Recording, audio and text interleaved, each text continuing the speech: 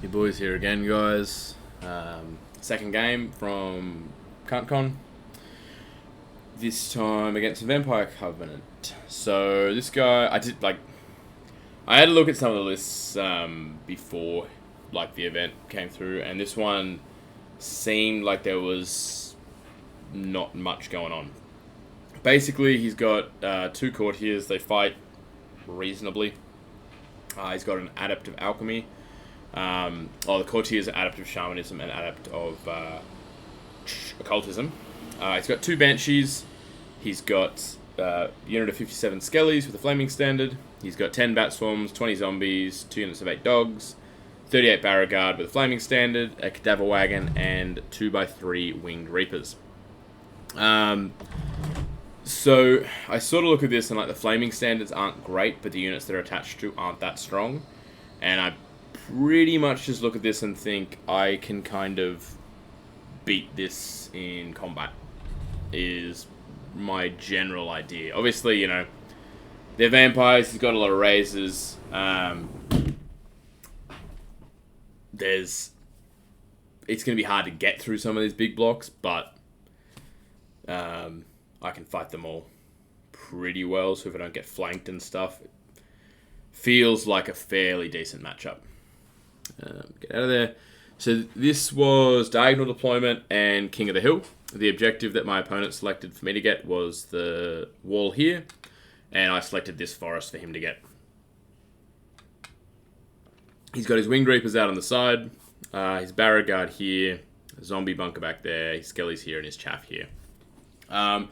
Essentially my plan was, because I got first turn, and in fact my opponent let me deploy first, to take first turn. So pretty much I got my choice of sides, and then I got to push up my giant into an annoying spot here. My general vibe here is I want to make sure I want to just take this space, and I want to bring these monsters around so that they're stopping these guys from coming, and then if I can double tap one of these blocks, everything's pretty good. That's basically the extent of my thoughts here. It's really not going to be that long of a battle report, because this game, not a huge amount of things happened. This is, his turn 1 movements and stuff. Pretty much, this is after my moves as well. I've just moved up with making a sort of concave here. The chaff could be an issue, but I've got my chaff hiding here, I've got my chaff here, so even if I have to charge it, these guys could be problematic. But depending on where they're positioned, my mongrel should hold against them, and then hopefully I'll have counter charges. And to get them into a good position, he kind of needs to use his chaff that turn. So they're a potential complication, but I think it's okay. And what I'm going to do here is basically I'm going to send my Beast Giant into his Skellies, with pretty much just the idea of I'm going to hold them up and lock them in place for a long time. Probably eventually I'll get my Gortak in there. Or if he countercharges with the Barragard, perfect, because I've got all these charges set up to take advantage of that.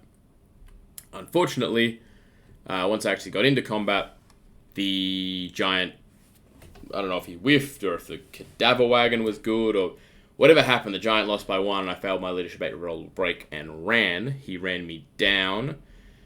And then, this is a long way. So essentially what happened, he ran me down, he got to about here.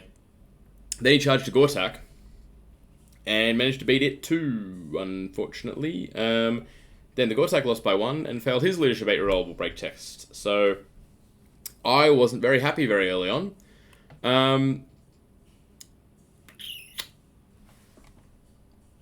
What was I doing? I was trying to shoot his dogs, make him take march tests over here, and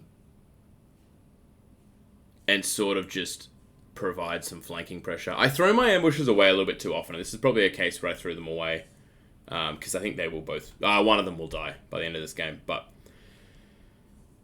I throw them... I try to use them to create interesting things. The reason I charge the Giant is not so much because I was this is a grand plan, so much as I was if I don't, we're going to sit here forever, and nothing's going to happen all game. So I'm going to try and make something happen.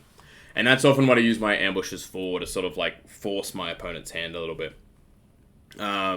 But I don't know if they're actually doing much of that here, particularly because I can't break. Like, breaking a steadfast means nothing. Anyway, the giant dies, and the Gortak is... I think he didn't pursue, or he didn't run it down, but pretty much what happens here is the Gortak rallies. My other Gortaks start, like, charge these guys in the rear. My theory was I can get a buff on him to probably keep him alive against these Winged Reapers, do enough wounds to the block that they crumble, and then get my counter charges in, and then they'll probably crumble if the Gortak manages to stay alive. It didn't really end up working. This Gortak ended up dying. I can't remember to what. I mean, to the Winged Reapers, but I can't remember what exactly happened there. But pretty much, this is sort of like the last thing that's going to end up happening in the game. We also only got 5 turns here, unfortunately. Basically, what happens here is my Gortak ends up fighting his Barragard, corner to corner, which is a fight that I pretty much can never lose. My Chariot Star ends up killing his Skeleton block and the Banshees. I don't get these guys. They might even kill that Gortak, unfortunately, which a little bit disappointing. Oh, this Gortak didn't die. He must have ran through and... the Skeletons pursued. The Winged Reapers did not. The Skeletons didn't catch him, so he just popped out the other side and rallied, pretty much.